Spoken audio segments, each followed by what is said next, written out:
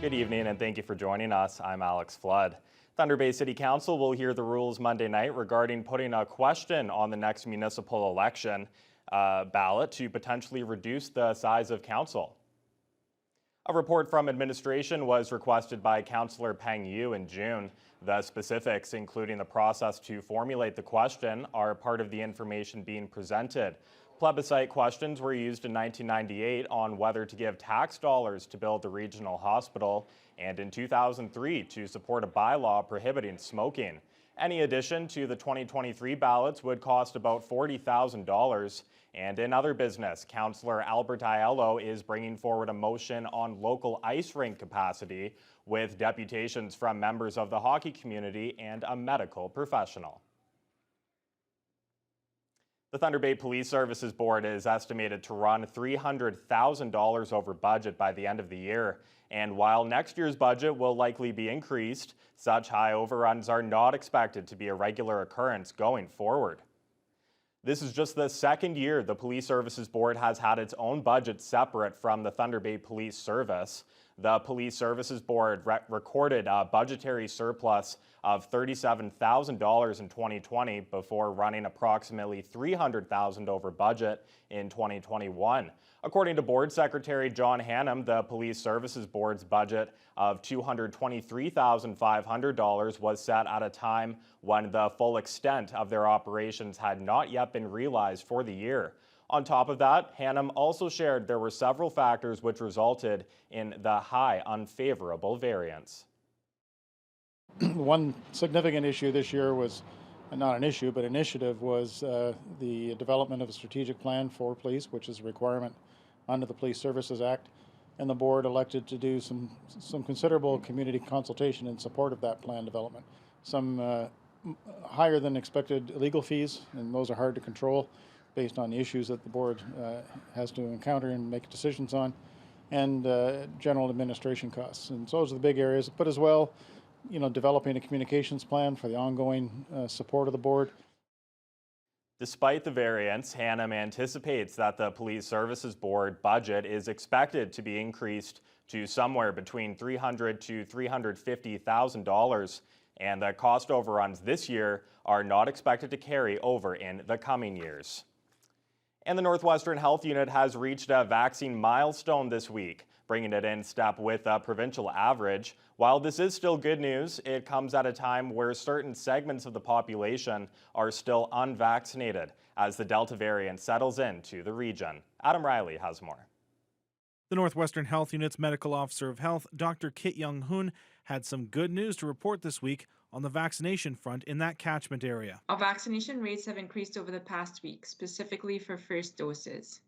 Over 120,000 doses have now been given across the region, and we are now equal to Ontario with our first dose coverage rate of 85.4%. This comes following the implementation of Ontario's vaccine passport system, which took effect on Tuesday. Young-hoon says vaccine clinics are still being held in the region to bolster that number, specifically targeting certain age groups as opposed to regions. We have noted that vaccination rates are lower at lower age groups. So the 12 to 40 age group still has a relatively lower vaccination rate. So we are targeting more vaccine clinics in the hope to that group in the hope that they're to make it more convenient for them in the hope that they'll get vaccinated.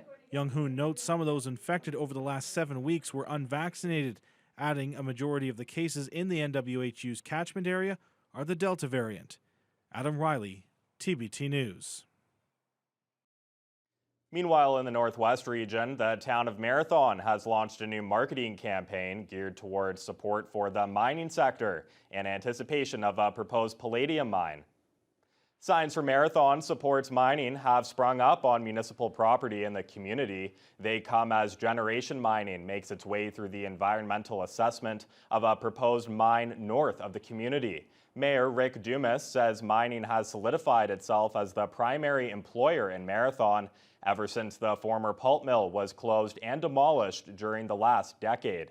A panel of experts will be visiting Marathon to tour both the proposed site and the community, and will also be holding hearings to discuss the project. So we wanted to make sure that the panel was fully aware, and also not only that, but residents in our community that are all fully supportive of mining want to get the message out there. So the message is simply that we're leading on with the message as the community leaders, and we believe that with this message we are a mining community, we want to support mining, and we're all about the future of our community for our kids and our grandkids.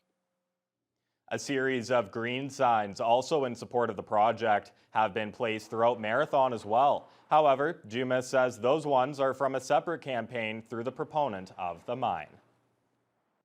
And the annual Pumpkin Fest at Gammondale Farm was back once again to celebrate the magic of autumn, with a community eager to get back to the farm and enjoy all the amazing activities. Mitchell Ringos reports.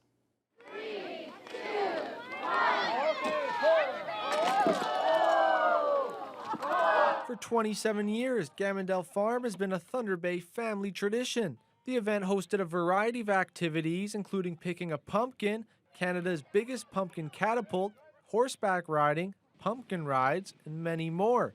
Pumpkin Fest has 600 tickets available per day, split up into 100 per hour, and runs from 11 a.m. to 5 p.m. for the next 5 weekends, which includes Thanksgiving Monday, along with October 11th.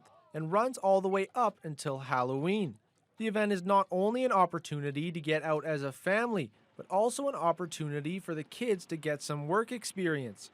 As Gammondale Farm owner Sue Gammon says there are over 30 kids from grade 5 up to high school entrusted to run the whole event. It's probably going to be the hardest job they'll ever have because they have to deal with the weather. They have to deal with customers and all the unexpected things that happen, but they want to be here, so it's a perfect scenario for them. Gammon says that her whole life revolves around bringing joy at Gammondale Farm to the kids and families, and is happy to once again bring back the event everyone has been waiting for. Even the younger staff were having a blast as we talked to them about what it was like to work at Pumpkin Fest. I think it's amazing. I just moved here. There's so much fresh air, and I think it's really fun for the community to come and for all the kids to go on the train. I'm having a great day. It's all the community is so nice. Even just now, someone was low on money, and a random person came and gave them a $20 bill so they could buy a pumpkin. Yeah. It's going great. It's so nice to work out here. Everyone is so nice, and everyone having so much fun.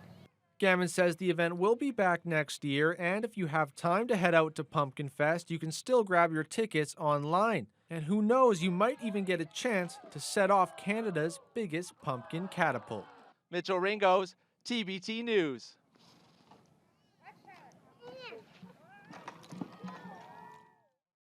Looked like a lot of fun.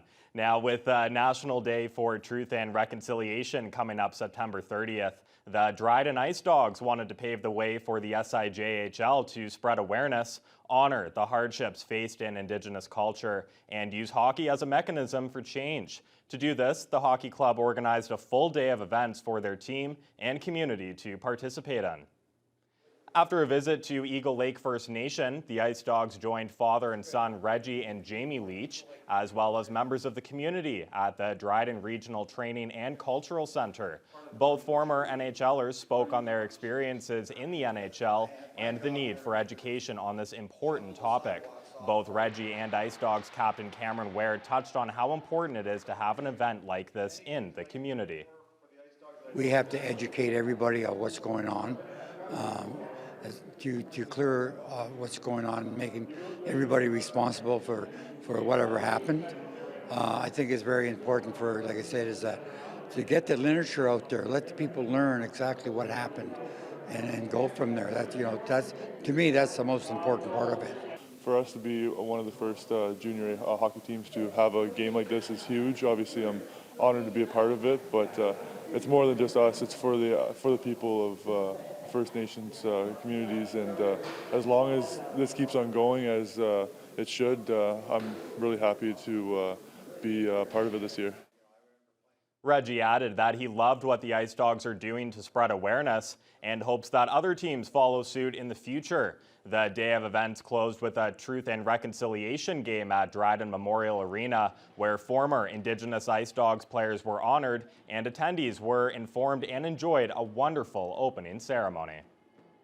Join now with Kurt Black. Kurt, just a great event for obviously such a great cause, especially in today's terms. But it was also followed up by a pretty good hockey game as well. Yeah, the ceremony was beautiful and the game lived up to the hype as well. We have the highlights right after the break.